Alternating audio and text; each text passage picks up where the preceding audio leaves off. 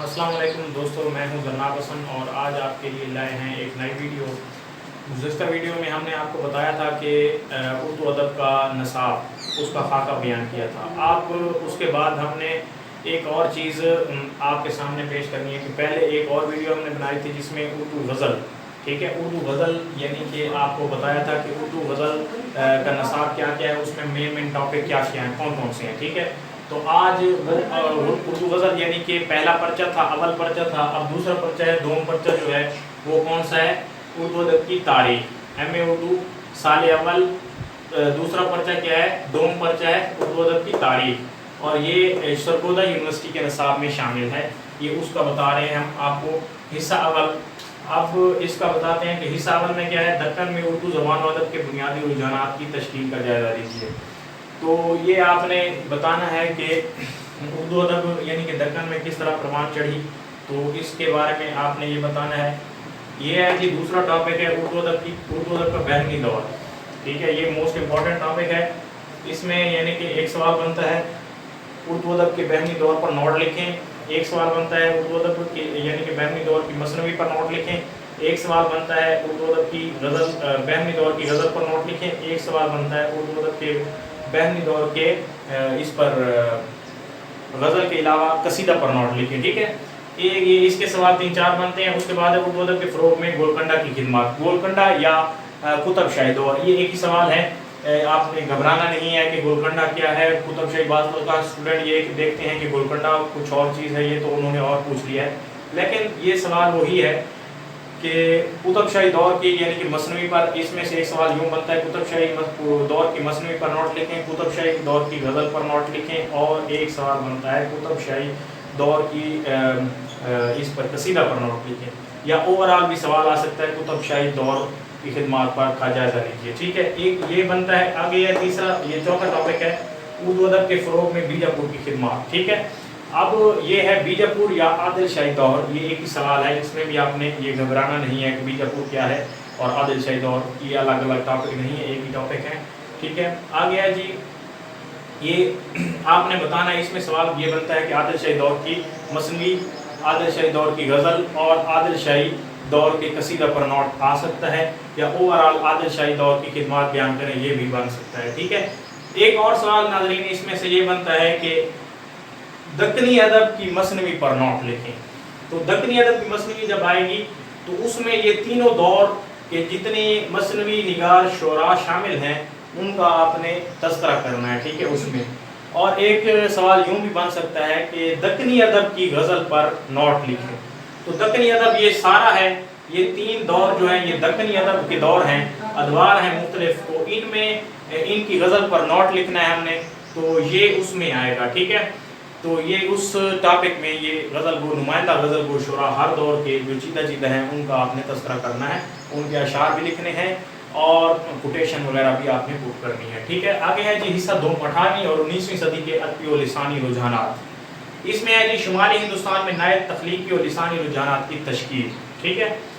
एक ये सवाल है, ये इतना मोस्ट इंपॉर्टेंट नहीं है। आगे है जी इहाम गोई की तहरीक पर नोट लिखें, ये मोस्ट इंपॉर्टेंट सवाल है, बार बार पास पेपर में देख सकते हैं कि आ चुका है।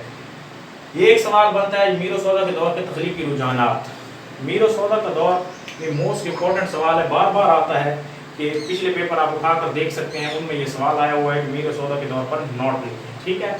एक सवाल है इस्लाह ज़बान की तहरीकें, इसमें भी यही सवाल बनता है कि इस्लाह ज़बान की तहरीक पर नोट लिखें, एक सवाल बनता है। आगे है जी दबिस्तान लखनऊ की शेरी और लिसानी खिदमत, ये इतना इंपॉर्टेंट नहीं है। आगे है जी फोर्ट विलियम कॉलेज की उर्दू नस्र पर नोट लिखें, ये बहुत इंपॉर्टेंट सवाल है, बार बार आ चुका है, पिछले पेपर आप उठा कर देख सकते हैं नाज़रीन। आगे है जी सर सैयद तहरीक और उर्दू अदब की तशकील नौ, ये भी बार बार सवाल आ चुका है, बहुत ही अहम सवाल है। इसका भी एक ही सवाल बनता है कि सर सैयद तहरीक और उर्दू अदब की तशकील नौ, इस पर बहस करें, ठीक है।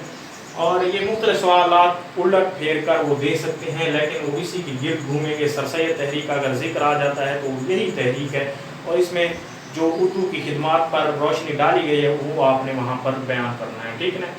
आगे है जी हिस्सा 100, 20वीं सदी के फ़िक्री तनाज़ुरात। ये उर्दू अदब में रोमानियत की नई लहर, ये पहला टॉपिक है जी।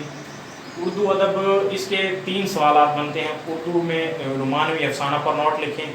اردو کے رومانوی ٹھیک ہے رومانوی شعراء کا تذکرہ کریں.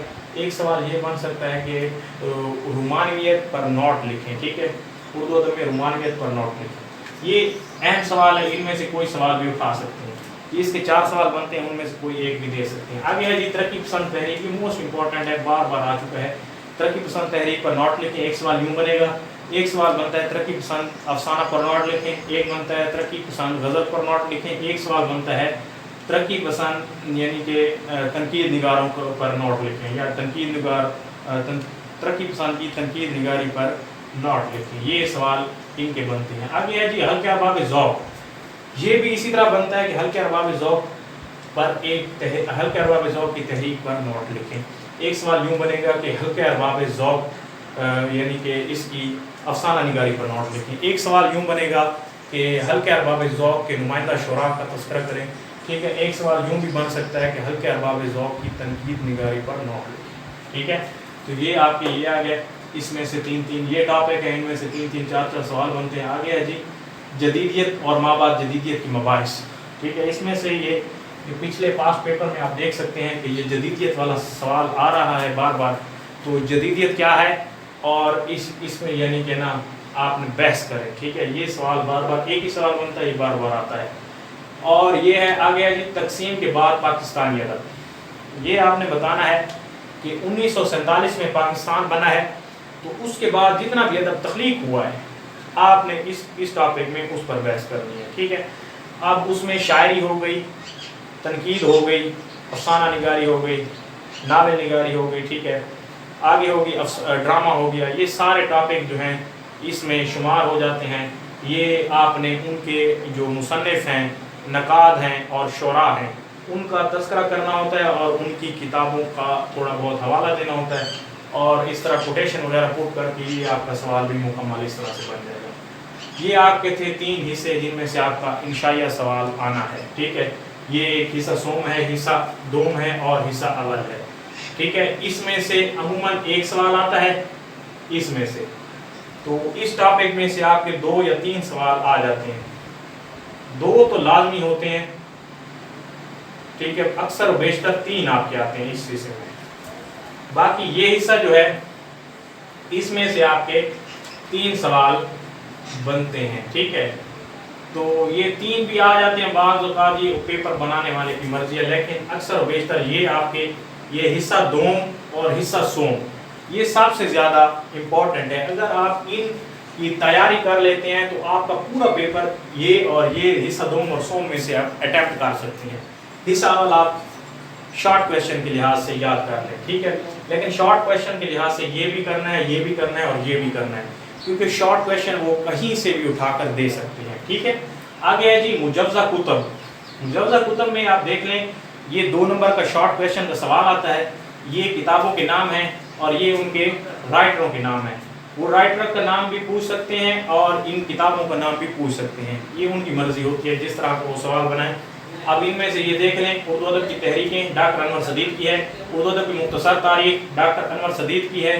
اردو ادب کی تاریخ ادبیات مسلمانان ہند یہ 5 جلدیں ہیں, پنجاب یونیورسٹی لاہور کی ہے. تاریخ ادب اردو 4 جلدیں ہیں, ڈاکٹر جمیل جالوی کی ہے. ترقی پسند ادب کی تحریک یہ ڈاکٹر خلیل الرحمان اعظمی کی ہے. آگے ہے جی اردو ادب کی تاریخیں, یہ ہے ڈاکٹر گیان چند جین کی. آگے ہے جی حلقہ ارباب ذوق ڈاکٹر یونس جاوید کی ہے. اردو ادب کی تاریخ ڈاکٹر تبسم کاشمیری کی ہے. آگے جی اردو ادب کی مختصر ترین تاریخ یہ کس کی ہے جی ڈاکٹر سلیم اختر کی ہے. فورٹ ولیم کالج سید وقار عظیم کی کتاب ہے. جدیدیت کے بعد ڈاکٹر گوپی چند نارنگ کی کتاب ہے. یہ ڈاکٹر گوپی چند نارنگ ہیں, ان کی کتاب ہے. اور باقی یہ مجوزہ کتب جتنی بھی لکھی ہیں ان میں سے آپ کا 2 نمبر کا سوال لازمی آنا ہے.